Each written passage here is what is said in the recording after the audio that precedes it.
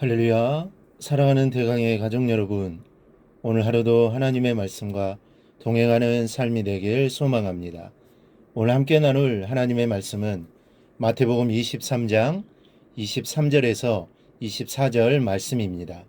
화 있을진저 외식하는 서기관들과 바리새인들이여, 너희가 박하와 회양과 근체의 11조는 들이되 율법에 더 중한 바 정의와 긍휼과 믿음은 버렸도다.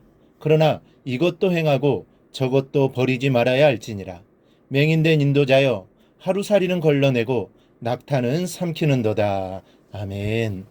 24절 말씀을 보면 하루살이는 걸러내고 낙타는 삼키는도다라는 말씀이 있습니다.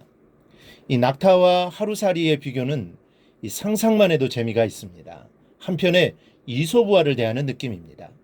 이 하루살이로 번역된 이 코덥스는 목이라는 의미를 지닌 단어입니다. 이 본문에서는 이 팔레스타인 지방에서 바로에 만든 포도주에서 번식하는 모기류를 일컫는 것입니다. 이러한 곤충은 사람에게 해로울 뿐만 아니라 율법에서 부정하여 먹어서는 안 되는 동물로 규정되어 있습니다. 그런데 이 모기를 걸려낸다고 말합니다. 유대인들은 이 포도주를 담근 후 마실 때 거기에 번식해 있거나 달라붙어 있는 하루살이와 같은 곤충들을 채로 걸러냈습니다. 그렇게 하지 않으면 율법에서 부정하다고 규정한 곤충들을 먹음으로써 자신이 부정하게 될 것을 염려했기 때문입니다. 한편 낙타, 이 약대는 이 팔레스타인 지방의 가축 중에서 가장 큰 동물로서 역시 율법에 부정한 동물로 규정되어 있습니다. 그런데 이 낙타를 삼킨다고 합니다. 여러분, 약대를 삼킨다는 것은 있을 수 없는 과장된 표현입니다. 그것은 하루살이를 삼키는 것과 같이 사소하고 작은 율법 조항에 저촉되는 것에 온 신경을 곤두세우며 살았습니다. 일례로 안식일은 900m 이상 걷지 않았으며 세탁할 때도 정해진 양만큼의 물만을 쓸 정도였습니다. 반면 약대를 삼키는 것과 같이 정작 중요한 율법의 근본 정신을 범하는 데 있어서는 아무런 양심의 가책도 없었습니다. 즉 23절에 진술된 바와 같이 율법의 근본 정신인 인, 의, 신 등은 너무나 쉽게 저버리는 큰 악을 자행했던 것입니다. 주님은 지금 이것을 책망하시는 것입니다. 즉 쉽게 지킬 수 있는 것은 생색을 내면서 지키고 어렵고 중한 것들은 의식적으로 잊어버리는 우리의 신앙의 모습들을 바로잡아야 한다는 말씀입니다. 혹시 우리의 모습도 낙타와 하루살이 사이에 숨어 있지는 않습니까? 사람들의 시선을 의식해서 안 할 수는 없어서 온전히 11조를 하지 못하는 모습이 있지 않은지 돌아보시기를 바랍니다. 말씀 속에 깃들인 주님의 교훈을 받으며 우리의 모습을 점검해 봐야 하겠습니다. 첫째는 11조가 분명해야 한다는 말씀입니다. 이 바리새인들의 11조는 철저했습니다. 그들은 율법을 더 세분화해서 먹을 수 있는 것, 소유하는 것, 땅에 난 것은 무엇이나 그 10분의 1을 드려야 하며 또 향료에 대하여는 그 씨앗, 잎사귀, 줄기까지도 11조를 드려야 한다고 규정해 놓고 그대로 지켰습니다. 오늘 말씀의 박하와 해양과 근처는 주로 양념과 향료, 약재로 쓰여지던 식물입니다. 이 대량으로 재배되던 작물이 아니라 종원 같은 조그만 터에서 가꾸어서 조금씩 잘라 사용하던 식물입니다.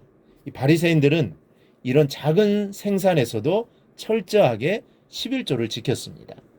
오늘 말씀을 언뜻 보면 그런 11조의 모습은 옳지 않다는 느낌으로 받을 수도 있습니다. 그러나 그렇지 않습니다.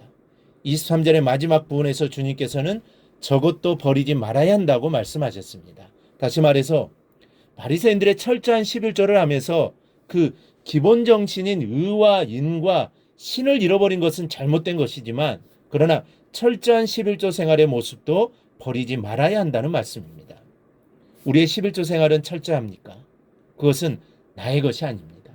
하나님께서 내 것이라고 말씀하시는 것입니다. 어떤 분들은 다른 헌금은 잘 하십니다. 자신의 이름을 걸어 표시나는 헌물도 합니다. 그러나 기본적인 11조를 철저히 하지 못한 다른 헌금은 의미가 없습니다. 하나님의 것으로 자기 이름을 드러내는 것은 하나님의 뜻이 아닙니다. 철저한 11조를 드릴 수 있기를 바랍니다. 둘째로 더 크고 중요한 것을 잊지 않아야 한다는 말씀입니다. 이 바리새인들은 박하나 회양, 근체 같은 아주 사소한 것에 대한 11조는 신경을 쓰면서도 하나님께서 진정으로 원하시는 더 깊은 뜻을 실천하는 일에는 등한시했습니다. 박하 한 줄기의 11조는 바치면서도 불의를 바로잡는 정의와 이웃을 생각하는 어진 마음, 하나님과 이웃을 향한 믿음을 잃어버렸습니다. 그리고 본인들이 앞장서서 불의를 범하고 억울함을 호소하고 자비를 바라는 요청에 대해서는 귀를 막고 하나님과의 믿음의 관계도 바닥이 난 삶을 살았습니다. 말 그대로 하루살이는 걸러내고 약대는 삼키는 그런 가증한 삶을 살았습니다. 앞에서 말씀드렸듯이 하루살이는 부정한 것입니다. 그래서 바리새인들은 포도주를 마실 때마다 한 마리의 하루살이라도 먹지 않기 위해 무명천에 포도주를 부어 걸러낸 후에 마셨습니다. 이렇듯 겉모습에 나타나는 작은 것에는 온통 신경을 곤두세우면서도 사람들의 눈에 띄지 않는 내면의 커다란 제약은 눈 감고 삼켜버리는 바리새인과 서기관들의 모습을 예수님 비유로 말씀하시는 겁니다. 그들은 작은 것은 생색내듯이 하나님께 드린다고 열심히 챙겼습니다. 사람들이 보란 듯이 챙겼습니다. 그렇게 작은 것까지도 챙기는 사람들이라면 큰 것도 챙길 것이라는 전시효과를 노린 것입니다. 그런데 실제로는 작은 것, 별로 가치 없는 것만 챙겼을 뿐 실제로 값나가는 귀한 것들은 자신들의 전대로 다 집어넣었습니다. 예수님께서 바로 이런 바리새인과 서기관들의 위선을 지적하신 것입니다. 겉모습만 하나님 중심이고 속은 완전히 자신 중심인 이런 모습이 우리에게 없는지 오늘 말씀을 통하여 돌아보시기를 바랍니다. 우리는 11조를 철저하게 해야 하겠습니다. 그리고 이보다도 중요한 정의와 사랑과 믿음 생활에 더욱 힘써야 할 것입니다. 주님의 말씀대로 이것도 행하고 저것도 버리지 않는 삶이 될 때에 하나님께서는 우리의 삶을 축복하신다는 사실을 기억하시기를 바랍니다. 그리고 이러한 삶을 꼭 살아가기를 주님의 이름으로 축원합니다. 오늘 묵상한 말씀을 굳게 잡고 삶으로 실천하며 살아내는 대강의 모든 성도들이 되기를 축복합니다.